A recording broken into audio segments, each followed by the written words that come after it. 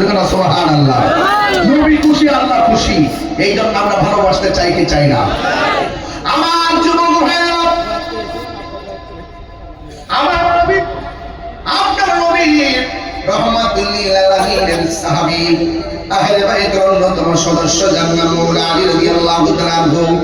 আমার নবী যখন কোন সময় চিন্তিত হয়ে বসে থাকতেন, আমার নবীকে ফুরফুরে মেজাজে করার জন্য কোন সাহাবীর সাহস হতো না। তিনি একমাত্র আমার নবীর অভিমান সব ভেঙে দিতেন, তিনি হলো হযরতে মাওলা আলী রাদিয়াল্লাহু তাআলা আনহু। সুবহানাল্লাহ।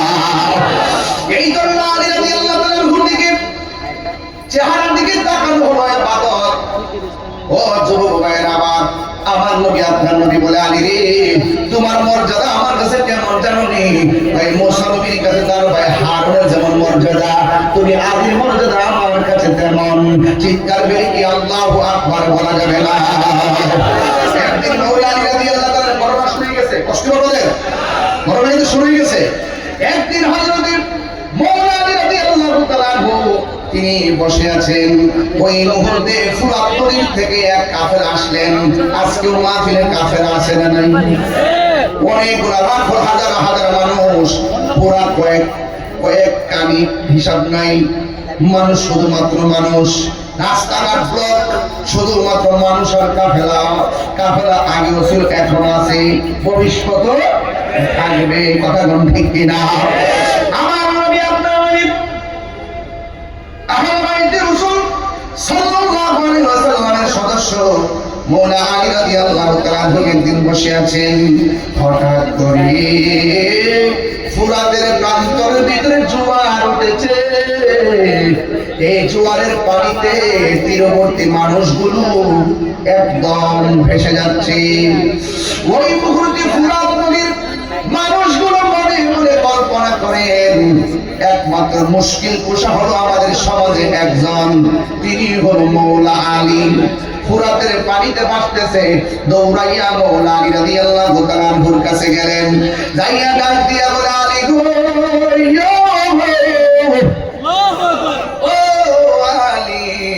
আমাদের ফুরাতের মধ্যে জোয়ার উঠেছে, জোয়ারের কারণে বাড়ি ঘর ভেসে যাচ্ছে, ঘরের খাবার দাবার ভেসে যাচ্ছে, আমাদের ফসল আদিগুলো ভেসে গিয়েছে। ও আলী, আপনি একটু মেহেরবানি করে চলুন না, আমাদের জন্য একটু দোয়া করবেন। আমরা তো অনেক সময় ওসিলা করি আল্লাহর ওলির দরবারে, ওসিলা করা যায় আছে না নাই? এই তো যুবক, আমার নবী, আপনার নবী রহমাতুল লিল আলামিনের সাহাবী, আহলে বাইত রাসূল সাল্লাল্লাহু আলাইহি ওয়াসাল্লামের অন্যতম সদস্য, জান্নাতের সরদার হযরত মাওলা আলী রাদিয়াল্লাহু তাআলা আনহুর কাছে যখন দরখাস্ত করল, তিনি গায়ের মধ্যে সুন্দর করে একটা কাপড় পরলেন, একটা আস্তিনা গায়ের মধ্যে নিলেন, হাতের মুবারকের মধ্যে একটা লাঠি নিলেন, লাঠি নিয়ে তিনি ঘোড়ার উপর উঠে বসলেন। না শব্দ নাই, প্রেমিকদের কাছে না শব্দ নাই, প্রেমিকদের মারলেও প্রতিবাদ করে না, আঘাত করলেও পাল্টা আঘাত করে না। যারা আঘাত করে তারা কাপুরুষের পরিচয় দেয়, যারা ক্ষমা করে দেয় তারা মহৎ কাজের প্রমাণ করে। কথা বলেন ঠিক কিনা?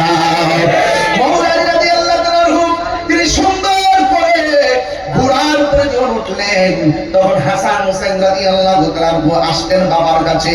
আয়েশা ডাক দিয়ে, বাবা, ও বাবা, আপনি যে এসেছেন, এখন আপনি গায়ের মধ্যে কাপড় নিয়েছেন, আপনার গায়ের মধ্যে কাপড় পরেছেন, আমি জানতে চাই আপনি কোথায় যান?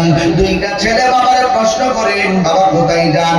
এবার মাওলা আলী রাদিয়াল্লাহু তাআলা আনহু বলেন, বাবা, ও বাবা, আমি যাইতেছি ফুরাতের প্রান্তরে বন্যা, আমার দেশের মধ্যে বন্যা আছে না নাই? অনেকে কয় আমি বলি কিতা করছি, আরে বেটা, আমি যে এটাকে বস্তাটাই না শোনার মজুর হয়ে গেছি, ওই সময় তোমরা ঘুমায় আসতাম। যে সময় বস্তা মাথা হয়ে সাতকানিয়া লোহাগাড়া গেছি, চন্দনা গেছি, ওই সময় তোমরা ঘুমায় আসতাম। ওটা আমার ঠিক না বেঠি?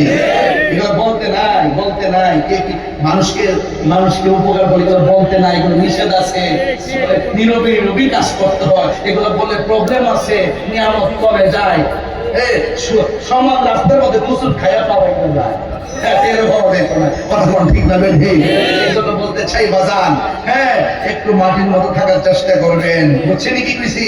এরপরে মওলা আলী রাদিয়াল্লাহু তাআলা আনহু গায়ের মধ্যে আস্তিন কইরা যখন বসছে, সন্তান দুইটা ডাক দিয়ে আব্বা কোথায় যান? আমি যাইতেছি, ফুরাতের প্রান্তরে বন্যা হয়েছে, আমি যাচ্ছি একটু দোয়া করার জন্য। ওরা আসছে আমাকে নেওয়ার জন্য। এখন তারা বলতেছে বাবা সাহেল হলো ফুরাতবাসী, দোয়া করেন না আপনি, আর আমরা যদি দুই ভাই আমিন কই মাঠটা কেমন হইব? আরে বড় বড় কেন করে, আর আমিন যদি ইমাম হাসান হুসাইন করে, ওই দোয়ার মজলিসটা কেমন হবে এটা তো নিজেই বোঝা যায়। ও বাবা আপনি না আমরা দুই ভাইয়ের সাথে যাব, একজনকে ঘোড়ার সামনে আরেকজনকে পিছনে বসায়া বাবা রওনা হয়ে গেছে, চিৎকার মেরে কন্যা সুবহানাল্লাহ।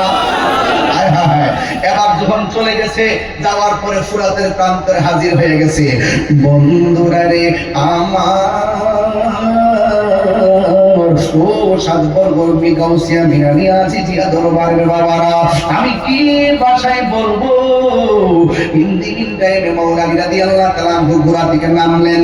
যেই ময়দানে আহলে বাইতের সদস্য, মারিফতের সম্রাট, হায়দারে কাররার, মুশকিল কুশা, শের খোদা মওলা আলী রাদিয়াল্লাহু তাআলা আনহু যেই মাঠে নামলো, ওই মাঠের মধ্যে বরকত আছে না নাই?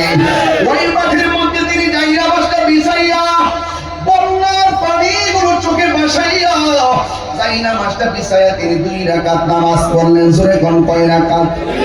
আর বড় করে কোন কয় রাকাত? হে বন্ধু রে, 2 রাকাত নামাজ পড়া তিনি 2টা হাত আল্লাহর কাছে বাড়াইয়া দিলেন। বাড়াইয়া দিয়ে হাতের মধ্যে লাঠি মুবারক নিলেন, আর লাঠি মুবারক নিয়ে মাটির মধ্যে এমন ভাবে আঘাত করলেন যতটুকু পর্যন্ত লাঠিটা মাটির নিচে ঢুকে গেছে। ফুরাত প্রাণ করে মানুষ কয়, ও হুজুর আপনি যখন লাঠি মুবারকটা মাটির মধ্যে ঢাললেন, আমরা তাকে দেখলাম ফুরাতের পানিটা ততটুকু পর্যন্ত ভাটা লেগে গেছে। মওলা আলী রাদিয়াল্লাহু তাআলা আনহু তিনি কেমন মওলা আলী? ও বন্ধুরে, তিনি এমন একজন মওলা আলী যার জন্ম কাবাগরের চত্বর হয়েছে, যার প্রথম খাবারটা আমার নবীর থুতু মুবারকটা হয়েছে, যার প্রথম দেখাটা নবীর চেহারা মুবারক হয়েছে, যার জীবনের প্রথম ডাক ইয়া রাসূলুল্লাহ বলে তিনি ডাক দিয়েছেন, যার নামটা আলী দুনিয়ার কেউ রাখে নাই, এই আলী নামটা রাখছে আমার আল্লাহ। আর তার আরেকটা নাম ছিল, ওই নামটা ছিল হায়দার, এই নামটা রাখছে তার মা দুঃখিনী ফাতেমা। চিৎকার মেরে কি আল্লাহু আকবার বলা যাবে না?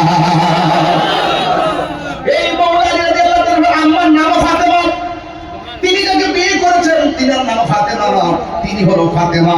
আর তিনি হলো ওই যাকে বিয়ে করেছেন তিনি হলো জান্নাতের সরদারিনী উম্মাহাতুল মুমিনিন খাদিজাতুল কুবরা রাদিয়াল্লাহু তাআলা আনহার মেয়ে কন্যা ফাতেমা। চিৎকার মেরে কি আল্লাহু আকবার বলা যাবে না? পৃথিবীর মধ্যে একটা মাত্র নারীকে স্বয়ং আল্লাহ সালাম দিয়েছে, সুবহানাল্লাহ বলে গেল। ওই মহিলাটা হলো মা ফাতেমার আম্মা, যার নাম হলো খাদিজাতুল কুবরা রাদিয়াল্লাহু তাআলা আনহা। হিন্দি টাইমে মা হযরতে মওলা আলী রাদিয়াল্লাহু তাআলা আনহু ঘোড়ার মধ্যে নাইমা দোয়াতে লাঠি গানলেন। ওই যতটুকু লাঠিটা মাটির নিচে ঢুকছে ততটুকু পর্যন্ত ভাটা লেগে গেছে। হ্যাঁ বন্ধুগণ, শুধু তাই নয়, আবার তিনি 2টা হাত আল্লাহর কাছে বাড়াইয়া দিলেন। বাড়াইয়া দিয়ে লাঠি মুবারকটা মাটির মধ্যে আঘাত করলেন। আর হযরত ইমাম হাসান হুসাইন আমিন বললেন। যেই মাত্র আমিন বলেছেন, তার সাথে সাথে আবার ফুরাত নদীর মধ্যে ভাটা লেগে গেছে।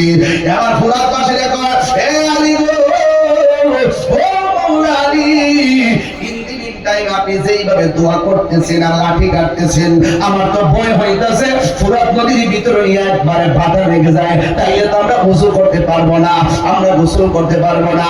ও হুজুর, যতটুকু ভাটা লেগেছে ততটুকু হলে আমরা চলবে, আর ভাটা লাগায়েন না। আমার ওয়াজ কিন্তু এখানে না, আমার ওয়াজ মূল ওয়াজটা হলো ওই জায়গাতে তোমরা বিপদে পড়ে গেলা, ফুরাতের পানিতে জোয়ার উঠে গেছে, মওলা আলী যায়া দোয়া করছে, তার উসিলায় আমার আল্লাহ ওই জোয়ারের মধ্যে ভাটা লাগায় তোমাদের বাড়িঘর রক্ষা করলো। কেমনে রে ও ফুরাতের বাসীরা, কেমনে তোরা নবীর আওলাদের জন্য তোরা পানি বন্ধ, যেই নবী সৃষ্টি না হইলে পানি হইতো না, যে হাসান হুসাইনের দ্বারা যদি সৃষ্টি না হইতো ফুরাতের পানি হইতো না, ওই নবীর আওলাদের জন্য কেমনে তোরা পানি বন্ধ করলি?